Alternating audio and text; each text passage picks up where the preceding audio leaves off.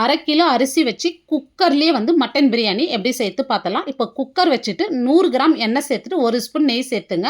இதில் பட்டை, லவங்கம், ஏலக்காய் சேர்த்துட்டு இப்போ வந்து 3 வெங்காயம் நீல வாக்கில் கட் பண்ணி வச்சுருக்கேன். இப்போ இது கூடவே உப்பு சேர்த்து நல்லா வதக்கி விடுங்க. இது நல்லா கோல்டன் ப்ரௌனாக வதங்கி வந்ததும் இதில் 4லேருந்து 5 ஸ்பூன் வந்து இஞ்சி பூண்டு விழுது சேர்த்து நல்லா பச்சை வாசனை போகிற வரைக்கும் வதக்கி விட்டு ஒரு 4 ஸ்பூன் சில்லி பவுடர் சேர்த்துடலாம். இப்போ இதோடவே வந்து 100 கிராம் தயிர் சேர்த்துருங்க. இப்போ தயிர் சேர்த்தது வந்து ஒரு 4 பச்சை மிளகாய் சேர்த்துட்டு ஒரு கை நிறைய புதினா கொத்தமல்லியும் சேர்த்துட்டு நல்லா வதக்கி விடுங்க.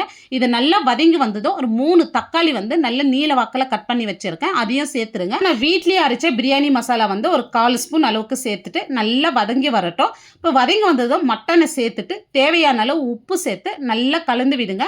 ஒரு 5 நிமிஷத்துக்கு மட்டன் வந்து இந்த மசாலாலேயே நல்லா வேகட்டும். இப்போ நான் 1 டம்ளர் அரிசிக்கு 1.5 டம்ளர் தண்ணி சேர்த்து நல்லா கலந்து விட்டுங்க. இப்போ உப்பு காரம் செக் பண்ணி குக்கர் மூடி போட்டு 4 விசில் விட்டு எடுத்துக்கலாம். இதுலேயே வந்து ஒரு பாதி லெமன் சேர்த்துடலாம். இப்போ லெமன் ஜூஸ் சேர்த்ததும் வந்து 20 நிமிஷமாக ஊற வச்ச பாஸ்மதி ரைஸ் தண்ணி வச்சுட்டு இதோட சேர்த்துட்டு இப்போ ஒரு கொதி வரட்டும். இந்த மாதிரி கொதி வந்ததும் லைட்டாக வந்து புதினா கொத்தமல்லி சேர்த்துட்டு இப்போ நம்ம குக்கர் மூடி போட்டு ஒரே விசில் மட்டும் விட்டு எடுத்துங்க. இப்போ சாதம் பாருங்கள் நல்லா குழையாத நல்ல உதிரி உதிரியாக இருக்குது. இப்போ மட்டன் பிரியாணி ரொம்பவே குக்கரில் சூப்பராக செஞ்சுருக்கோம். இந்த வீடியோ டீட்டெயில்டாக பார்க்கணுன்னா இந்த ப்ளே பட்டனை கிளிக் பண்ணி பாருங்கள். இந்த வீடியோ பிடிச்சிருந்தா லைக் பண்ணிட்டு சப்ஸ்கிரைப் பண்ணிங்க.